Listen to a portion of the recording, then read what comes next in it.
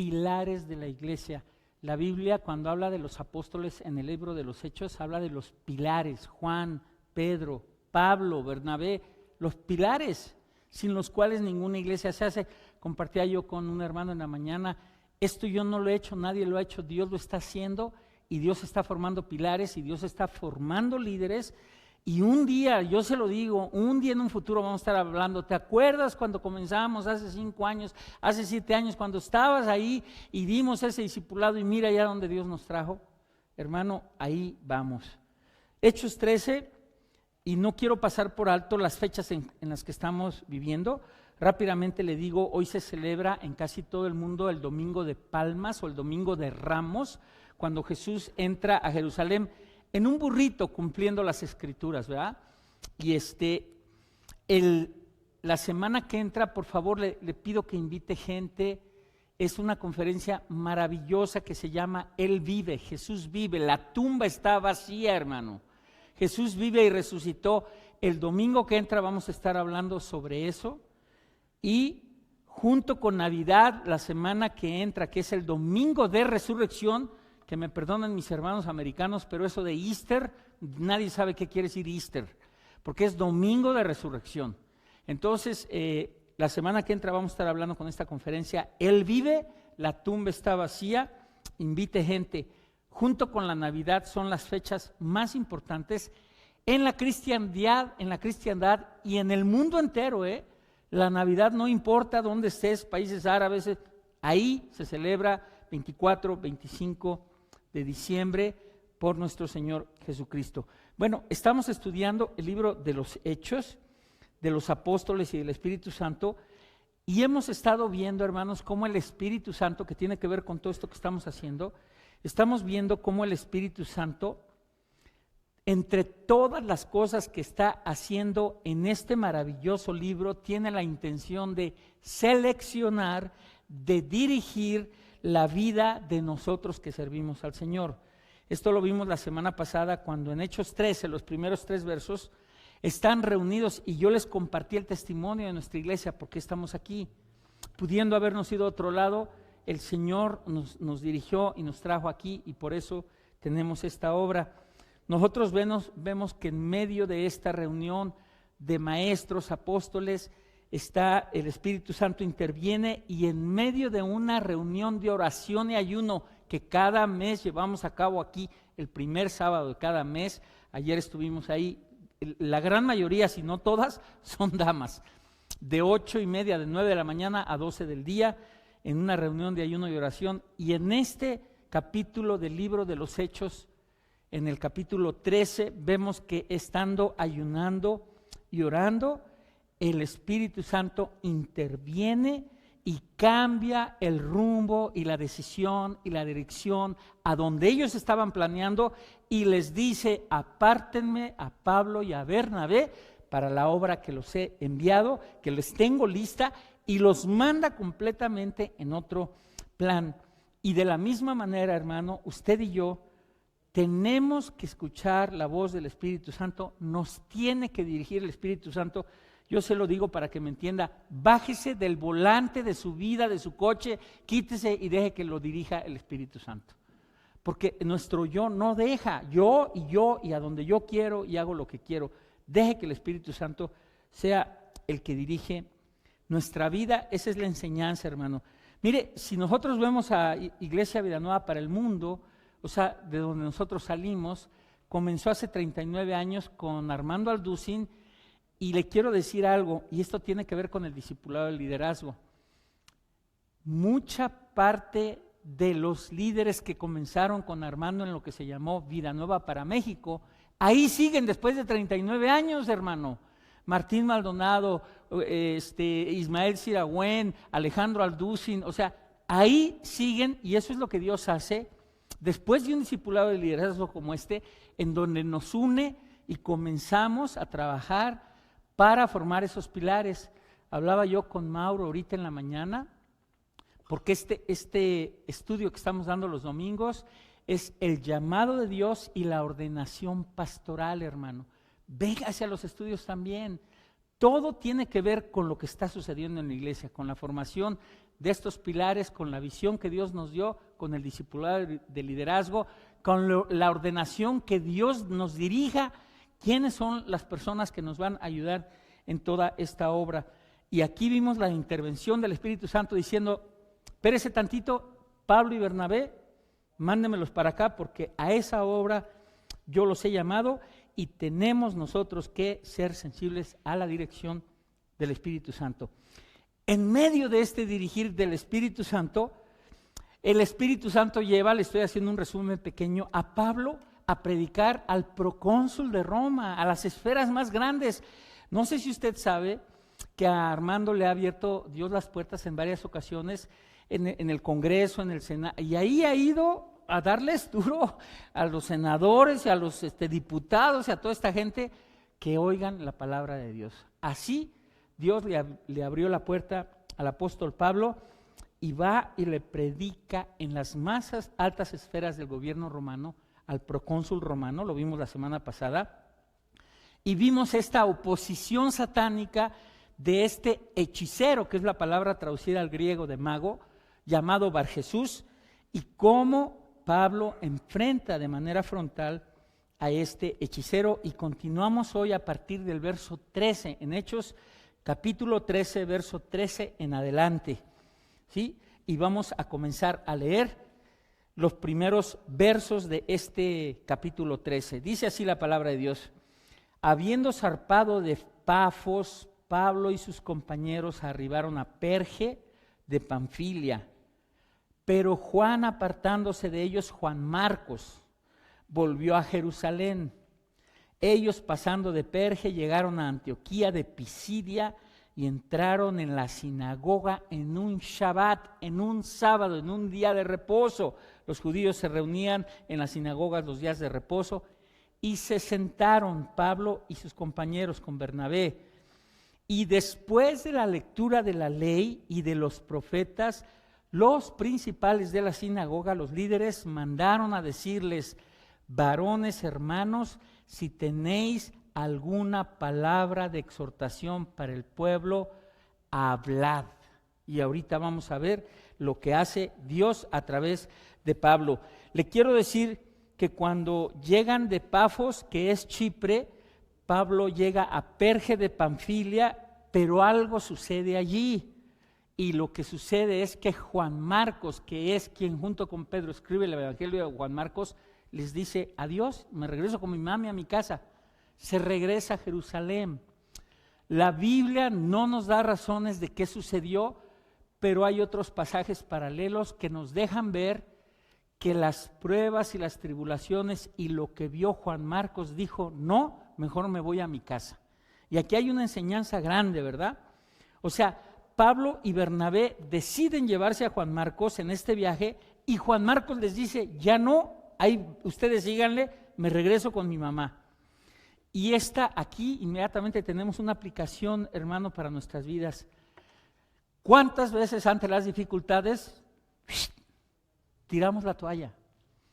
Ahorita les decía en la mañana, hermano, que cuando Dios te llama y que durante este proceso de formación de carácter que Dios va a hacer en todos los que llevamos ese discipulado, y todo este futuro, me decía Mauro, yo ya no me veo en mi vida haciendo otra cosa que lo del Señor. Y ahí Dios te empieza a llevar y decir: mi vida es esta, la predicación de la palabra, la enseñanza, el servir a Dios.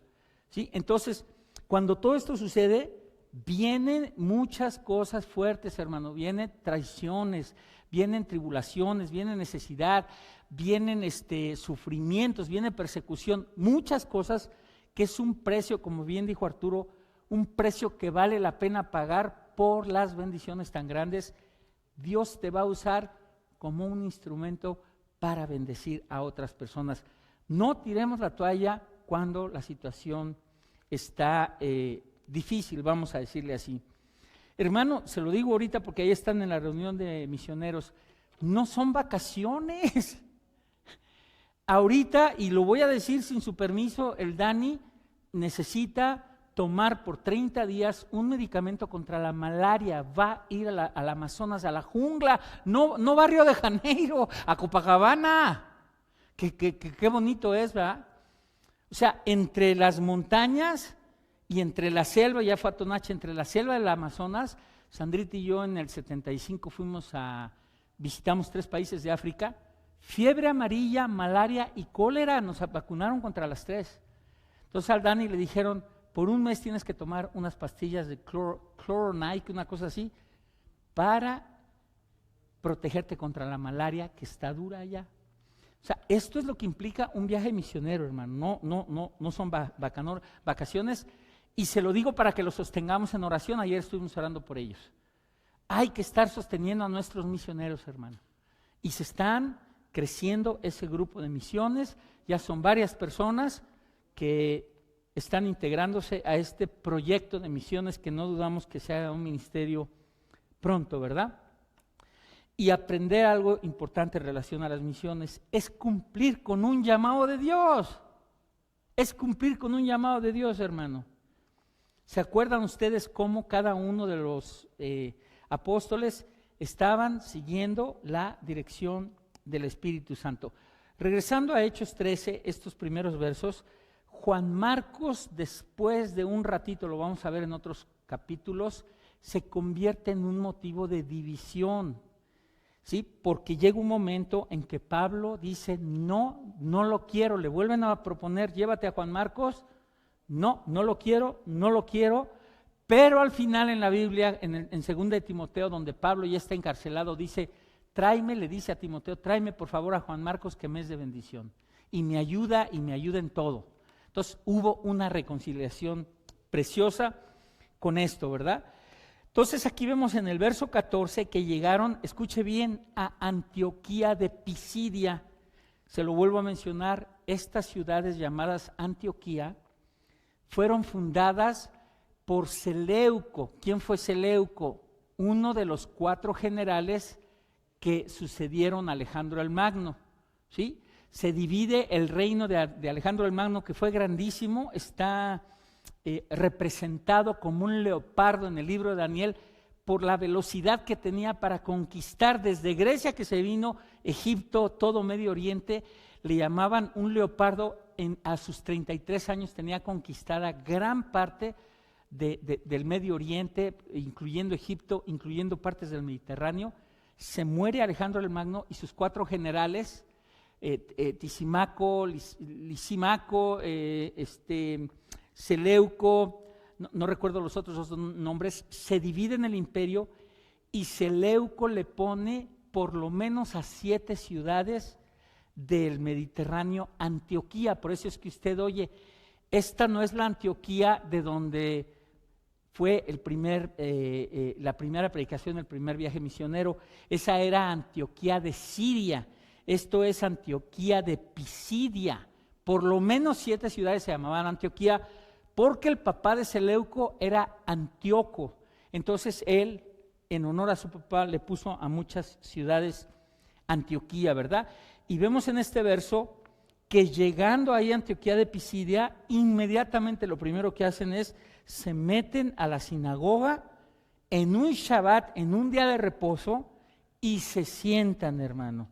Esto es increíble porque ¿a dónde lo manda Dios? Y ahorita vamos a ver las razones, ¿verdad? Y en cuanto se sientan ellos, dice aquí la palabra de Dios en el verso 16, que después de que los líderes de la iglesia leen la lectura, ahorita les explico el orden, ¿sí? Pablo se levanta y le dicen, por favor, dinos, compártenos, tráenos una palabra. Los líderes de la sinagoga le piden a Bernabé y a Pablo que hablen. Cuando llegaban maestros de Jerusalén, recordemos que los judíos están esparcidos por todo el imperio romano, Si usted ve los mapas, ahí le tengo mapas en la mesa de materiales, de ahí de Jerusalén y de Siria, que ahorita está el genocidio que ya tomó acción militar Estados Unidos, de ahí cruzas en el mar y llegas a todas estas zonas de Chipre, de Europa del sur, del Mediterráneo, ¿verdad? Entonces, Dios le abre una puerta a Pablo y le dicen los líderes ahí en esa sinagoga, traes palabra, ven y dinos qué cosa tienen para nosotros. Los líderes de la sinagoga judía hacían esto. Este es el orden que se seguía en una sinagoga. Se recitaba el Shema y todavía lo siguen haciendo los judíos, los israelitas. Deuteronomio 6:4. Oye Israel, Israel, oye tu Dios, Jehová, uno es. Ese Shema se sigue repitiendo. Después de recitar el Shema, se hacía una oración. Después de una oración, la lectura de la Torá. Acuérdense que ellos en ese momento nada más era la Torá. Después la lectura de los profetas y después alguno de los líderes daba una enseñanza o meditación, y en ese día el Espíritu Santo mueve de tal manera las cosas que el líder de esa sinagoga le dice: por favor, Pablo, ven y dinos qué tienes que compartirnos. Seguramente ya con sabiendo quién era Pablo y todo esto, lo invitan a que hable. Y mire lo que dice el verso 16, Hechos 13. Entonces Pablo, levantándose, así mire, quietecitos, echa la señal del silencio con la mano, dijo, y aquí comienza, hermano, el Pablo se levanta, pone orden, pone silencio para preparar su mensaje, y comienza un mensaje, el primer mensaje de Pablo, que yo dividí en 3 secciones en los versos. El primero básicamente es el cómo prepara a su audiencia, y lo mismo tenemos que hacer los pastores hoy. Cómo yo mando el mensaje para preparar los corazones de ustedes. El segundo, cómo Pablo enfrenta a esta audiencia con la verdad del evangelio, a estos judíos. Recordemos que eran judíos que todavía ellos, muchos no creían en el Señor Jesús. Y por último, ¿qué tiene que hacer esa audiencia? La aplicación de la palabra de Dios, que tanto hemos nosotros dado énfasis en que lo que aprendamos, hermano, salgamos a practicarlo inmediatamente, a ponerlo por obra, a crear estos hábitos. Hoy aprendí en el estudio, ¿sabes qué? Santiago 3, mi lengua, hijo, salen víboras y escorpiones. Espérate, voy a salir de ahí y a empezar a bendecir gente. Y así empiezo poco a poquito. Ya leí aquí que el cuerpo es el templo del Espíritu Santo. Ya no voy por más clayudas con carne de puerco. Pues ya no, ¿verdad? Entonces voy a empezar a aplicar las cosas. Y vamos a leer del verso 17 en adelante. Síganme con cuidado. Pablo se levanta, pone orden y viene el mensaje, y mire lo que dice. Varones israelitas y los que teméis a Dios, oíd, el Dios de este pueblo de Israel escogió a nuestros padres y enalteció al pueblo, siendo ellos extranjeros en tierra de Egipto, y con brazo levantado los sacó de ella, y por un tiempo como de 40 años los soportó en el desierto. Y habiendo destruido 7 naciones en la tierra de Canaán, les dio en herencia su territorio. Después, como por 450 años, les dio jueces hasta el profeta Samuel. Luego pidieron rey, y Dios les dio a Saúl, hijo de Cis, varón de la tribu de Benjamín, por 40 años. Quitado les levantó por rey a David, de quien dio también testimonio, diciendo: he hallado a David, hijo de Isaí, varón conforme a mi corazón, quien hará todo lo que yo quiero. De la descendencia de y conforme a la promesa, Dios levantó a Jesús por Salvador a Israel. Antes de su venida predicó Juan el bautismo de arrepentimiento a todo el pueblo de Israel, mas cuando Juan terminaba su carrera, dijo: ¿quién pensáis que soy? No soy yo él, mas he aquí, viene tras mí uno de quien no soy digno de desatar el calzado de vuestros pies. Fíjense lo que hace Pablo, teniendo la audiencia judía, ¿verdad?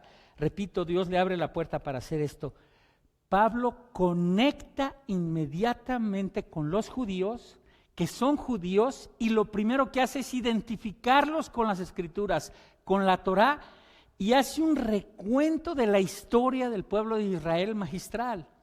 Y les cuenta absolutamente todo, que vamos a ir viendo en cada uno de estos versos. O sea, nosotros vemos aquí cómo conecta la historia de Israel desde los patriarcas, narra el episodio de Egipto, cuando estuvieron esclavos en Egipto, cómo lo saca de ahí Dios a través, con Moisés, a través de las plagas, el mar rojo que se abre. Hermano, todo esto es precioso saberlo perfectamente bien, como decía Andrés, para compartirlo. El éxodo, los 40 años en el desierto, que tanto se quedaron ahí postrados porque rechazaron el maná al Señor, querían ellos carne, los caldos de Egipto, regresarnos a comer allá, ¿verdad? La posesión de la tierra prometida, el periodo de los jueces, la institución de la monarquía, lo estoy llevando así, con Saúl, cuando ellos, después de tener 450 años jueces, dicen, ya no queremos gobernadores, ni te queremos, Señor, a ti como Dios, no queremos teocracia, queremos monarquía, queremos un rey. Pues órale, ahí les va el Saúl, y les manda a Saúl como rey. Y ahí comienza un cambio drástico, ¿verdad? Para luego escoger a David y finalizar en estos versos que le acabo de leer con Juan el Bautista. O sea, Pablo está en una sinagoga hablando del Dios de Israel para llevarlos al centro de todo el mensaje, que es Jesús el Mesías, ¿verdad? Y aquí fue predicarle a los judíos. Ahora, hay una pregunta: si Pablo fue escogido por Dios para ser el apóstol a los gentiles, porque así es él. A Pedro le dijo, tú vas a abrir a los hebreos, y a Pablo le dijo, tú le vas a hablar a los gentiles. Pero miren qué tremendo, ya vimos la semana pasada que la estrategia de Pablo era comenzar en las sinagogas. ¿Por qué? Véngase a Romanos 1:16, sin dejar de tener ahí en Hechos 13 un papelito. Romanos 1:16. Es el libro que sigue. Y mire lo que dice la palabra de Dios. Hablando Pablo cuando le escribe esta epístola a los romanos. Verso 16 dice, porque no me avergüenzo del evangelio, porque es poder de Dios para salvación. ¿A quiénes? A todo aquel que cree, al judío primero, y también a usted y a mí, al griego, al gentil, mexica, hondureño, como se llame usted. ¿Me entiende? Entonces Dios lo usa en ese momento primeramente al judío. Déjame decirle algo, no es un asunto de preferencia, no es que Israel sea más importante. De hecho, la Biblia dice que por ser el más insignificante de los pueblos, Dios los escogió, porque empiezan los celos. ¿Y por qué no México, Señor? Ciudad Juárez, mejor, ¿no? Toluca, en fin, Tegucigalpa, no sé. No, hermano, lo escoge y dice Dios, a través de este pueblo me voy a mostrar al mundo, me voy a revelar quién soy yo.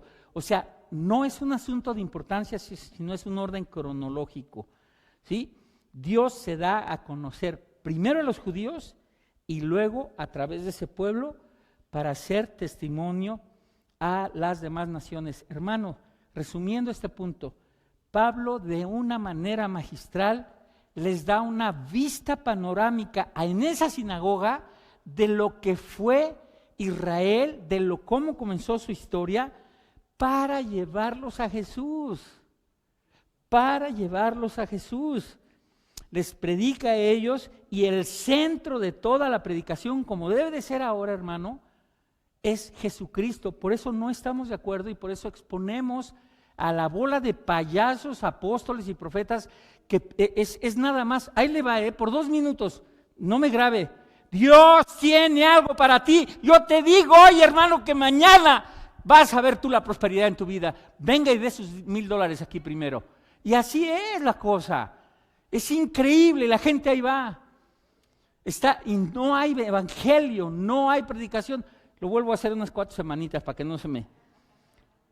No hay un mensaje del evangelio, no hay Cristo. Si usted se da cuenta, aunque luego nuestra carne nos gana, con las alabanzas tratamos mensajes cristocéntricos. La cruz, hermano, la cruz, lo que Cristo hizo en la cruz. Eso es lo importante, el mensaje del evangelio, ¿verdad? Entonces, y aquí Pablo, después de darles esta visión de Israel, los lleva al centro de Jesús, que es lo que vamos a ver ahorita. Mire, viene ahí entonces Israel en el desierto, la posesión de Canaán, de la tierra prometida. Y es increíble, me quiero detener un momentito en esto. Cuando le piden rey y Dios les da a Saúl, o sea, Israel desecha a Dios y le da a Saúl, y quiero decirle algo tremendo. En 1 Samuel 15, usted lo lee en su casa, fíjese cómo Dios desecha a Saúl. En 1 Samuel 15, Dios le dice al profeta Samuel: ve y dile a Saúl que tiene que acabar con todos los amalecitas, porque hubo un día que se opusieron al pueblo de Israel. O sea, voy a usarte, Saúl, para el juicio que les traigo a los amalecitas, ¿verdad? Las órdenes fueron específicas. Escuche esto: destruye todo, no te apiades de él, palabras de la Biblia, ni de sus hombres, ni de sus mujeres, ni de los niños de pecho, incluso vacas, perros, todo destruye, absolutamente todo. Si usted quiere, después platicamos por qué Dios manda hacer esto, porque es una de las razones teológicas más difíciles de entender, cómo un Dios de amor puede mandar a que se eliminen niños chiquitos, a que elimines todo. Lo dejamos para después. Aquí le dice: elimina todo, no dejes nada. Saúl levanta 210,000 hombres, hermano, y derrota a los amalecitas, y le dice el Señor: acaba todo.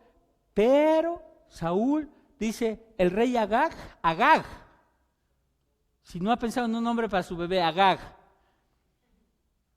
me lo llevo. Y todas las vacas gorditas y llenas de carnita, échamelas para acá. Se las quedó. Con todo lo engordado, dice que él se quedó. Entonces, dice la Biblia que Dios le dijo a Samuel: me pesa haber puesto por rey a Saúl, pues no ha cumplido mis palabras. Enseñanza, hermanos, para el discipulado de liderazgo: compromiso, obediencia. No es nuestra voluntad, hermano. Saúl, igual que Adán, además de haber hecho esto y no obedecer, empezó a echarle la culpa al pueblo y decir: es que el pueblo dijo que no lo matara. Es que el pueblo me dijo, un líder irresponsable, hermano.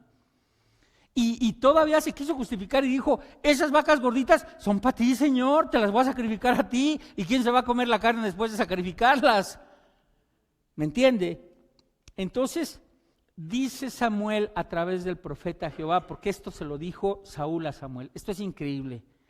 ¿Se complace Jehová tanto en los holocaustos o en que se obedezcan sus palabras? Ahí se lo dejo, hermano. Directo. Quiso convencer a Samuel, hasta su túnica le agarró pues y le dijo: Samuel, no te vayas, bendíceme, dile al Señor que no, que sí, me equivoqué, que me perdone. Le agarró la túnica y se rasga la túnica de Samuel y le dice Samuel: hoy has rasgado el reino que Dios te dio, goodbye. Y a partir de ahí, Saúl, nada. Bueno, hasta fue a ver una hechicera. Ya Samuel ya no estaba y le fue a decir: mándame al Samuel a que véngase a los estudios. Y le digo si era el Samuel o si era un demonio ahí que se le aparece, ¿verdad? Entonces desobedeció a Dios y Dios escoge y levanta a un pastorcito llamado David, ¿verdad? Tan grave fue la cosa de Saúl, hermano, que al final se quiere suicidar él y no puede. Y le pide a su escudero que se lo despache. Y el escudero dice: yo no. Y él se clava la lanza, escuche esto, él se clava la lanza y no se puede matar. Y llega, ¿quién cree? Una malecita y lo fulmina. ¿Ves? Por haberlos dejado. La obediencia, hermano, qué importante, ¿verdad? Después de detenernos aquí, esto sucede 20 años después de lo que pasó, ¿verdad? Entonces Dios escoge a David y continuamos y mire lo que dice. Desde el verso 26, varones hermanos, ya Pablo hablando la segunda sección, hijos del linaje de Abraham y los que entre vosotros teméis a Dios, a vosotros es enviada la palabra de esta salvación. porque los habitantes de Jerusalén y sus gobernantes, no conociendo a Jesús ni las palabras de los profetas que se leen todos los días de reposo, las cumplieron al condenarle, y sin hallar en él causa digna de muerte, pidieron a Pilato que se le matase. Y habiendo cumplido todas las cosas que de él estaban escritas, fíjese cómo todo de acuerdo a lo que la Biblia está escrito, quitándole del madero lo pusieron en el sepulcro. Y ahí viene una declaración importantísima que la dejo detenida. Dios tiene un plan para la historia, hermano. A Dios nada le agarra de sorpresa. La gracia de Dios era enviarles a una promesa que se llamaba el Mesías, que es Jesús, ¿verdad? Él es el cumplimiento de todo, hermano. Jesús es el centro de toda la Biblia desde Génesis hasta Apocalipsis.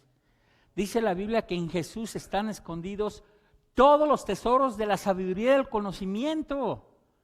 Y a Él es la gloria, la honra, el poder, la alabanza por los siglos de los siglos. A Jesús, Él es el motivo de todo. Él es el amén de Dios el Padre, hermano. Imagínense nada más, el amén, cuando Dios termina todo, dice amén, es Jesús. Y el espíritu de la profecía, absolutamente todo por Jesús y para Jesús. Y esa muerte que aquí les está diciendo Pablo a los judíos que sucedió, dice en Hechos 2, que ya estaba escrito y que Dios en un consejo predeterminado y anticipado de Él, planeó todo usando a estas personas para que se cumpliera exactamente la Escritura. ¿Cómo la gente no puede creer a Jesús? Que es historia, hermano. ¿Cómo pueden creer más en las mentiras, en lo que existe? No lo puedo creer. En las fábulas, en las leyendas, creen más que en Jesús. En las telenovelas, más que en Jesús. Y en el verso 30, mire lo que dice, porque de eso trata el domingo que entra. Mas Dios le levantó de los muertos. Pablo en una sinagoga diciéndole, un hombre que murió se levantó de los muertos y en esa tumba no hay restos. No hay restos, nadie. En las de David hay restos, en la de Mahatma Gandhi, en la de Buda, en la de que usted me diga, ahí están sus restos, en la de Jesús no hay. Porque Dios le levantó de los muertos, hermano. Y ese es el motivo de nuestra fe, hermano. Y el domingo que entra va a ver qué mensaje sobre Él vive, la tumba está vacía. Esto es increíble. Y a partir de ahí, Pablo sigue predicando y habla de la resurrección, de la evidencia en el verso 31 que se apareció durante muchos días a los que habían subido después de resucitar con él de Galilea a Jerusalén, y los cuales en ese tiempo eran testigos todavía. Y nosotros, verso 32 dice, también os anunciamos el evangelio de aquella promesa hecha a nuestros padres, la cual Dios ha cumplido a los hijos de ellos, a nosotros resucitando a Jesús, como está escrito también. Y mire lo que hace Pablo, empieza a citarle las escrituras del Antiguo Testamento. En el Salmo 2, mi hijo eres tú, yo te he engendrado hoy. No se lo explico hoy, esto no nos habla de la encarnación de Jesús, esto nos habla de la resurrección de Jesús. Esta cita al Salmo 2, aunque usted lea que dice yo te he engendrado hoy, se refiere a la resurrección, se lo explico allá afuera en otro tiempo. Y en cuanto a que le levantó de los muertos, dice, para nunca más volver a corrupción, lo dijo así, os daré las misericordias fieles de David. Sigue Pablo citando el Antiguo Testamento. Por eso dice también en otro salmo, no permitirás que tu santo vea corrupción. Porque a la verdad David, habiendo servido a su propia generación según la voluntad de Dios, durmió y fue reunido con sus padres y vio corrupción. O sea, ahí están los restos de David, mas aquel a quien Dios levantó no vio corrupción. Sabed pues esto, varones hermanos, que por medio de él se os anuncia perdón de pecados. Por medio de Jesús se anuncia el perdón de los pecados, hermano. ¿Quién puede perdonar pecados? ¿Quién puede perdonar pecados? Estaba yo oyendo un mensaje en la mañana, tempranito que me levanté, de que tengo mucho de no ir,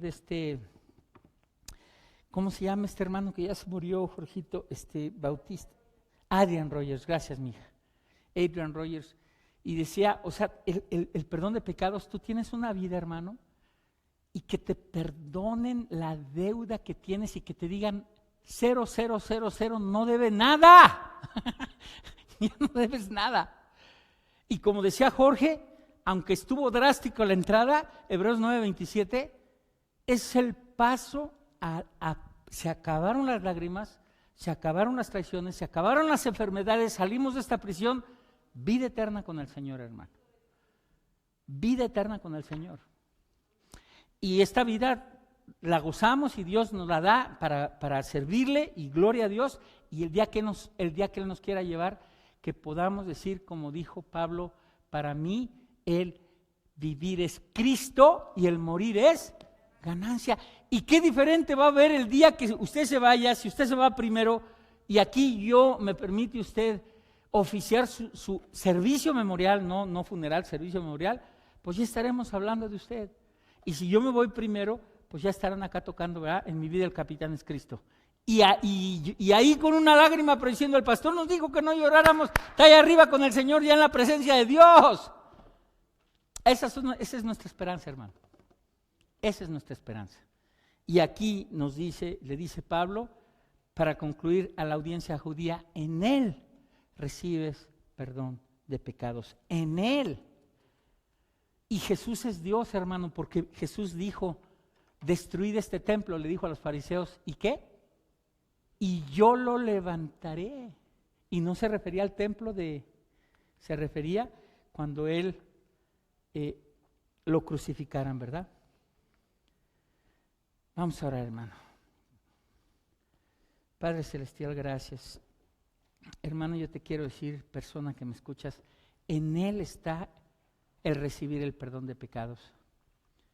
Si tú no has recibido ese perdón de pecados, ahí está, con su gracia, con sus manos, todavía con esas marcas de esa cruz, esperándote en amor para que le digas, entra a mi vida, Cristo. Quiero que vengas a salvarme y quiero hacerte Señor de mi vida. Que tú le traigas propósito a mi vida. Reconozco que estoy perdido, reconozco que soy pecador y reconozco que tú, con tu sangre preciosa, me puedes salvar. Recibo el perdón de mis pecados, Jesucristo. Te recibo en mi corazón como Señor y Salvador. Enséñame a vivir la vida que tú quieres, Señor. A buscarte cada vez más, a conocerte cada vez más. Haz de mí lo que tú quieras. Haz de mí un instrumento de honra para bendecir a otros. Hermano, y como hermanos ya en la fe, Señor, perdónanos porque no hemos tomado en serio muchas veces esto. El servirte, el comprometernos, el obedecerte, Señor. Como decía mi esposa, no solo venir a la iglesia, sino realmente comprometernos para encontrar el propósito que tú tienes para nuestra vida, Señor. Y que nos digas en dónde queremos ser instrumentos de bendición, Señor, para otros. Y el día que tú nos lleves, Señor, que la gente pueda decir, ese hermano me enseñó a estudiar la Biblia. Ese hermano me compartió a Jesús. Ese hermano yo lo vi vivir para Jesús. Y hacer las cosas que todos hacemos. Trabajar y amar y divertirse. Pero ese hermano vivió para Jesús. Gracias te damos, Señor. Bendito seas porque tú produces en nosotros el querer como el hacer. Y queremos servirte, Señor. Queremos comprometernos contigo. Te damos gracias y a ti sea la gloria y la honra y el poder y la alabanza por los siglos de los siglos, Señor. Amén y amén. Gracias, Señor. Bendito seas. Gracias, Cristo Jesús. Que Dios me los bendiga, mis hermanos. Gracias, muy amables. No dejen de darle una palabra de aliento a alguien de bendición.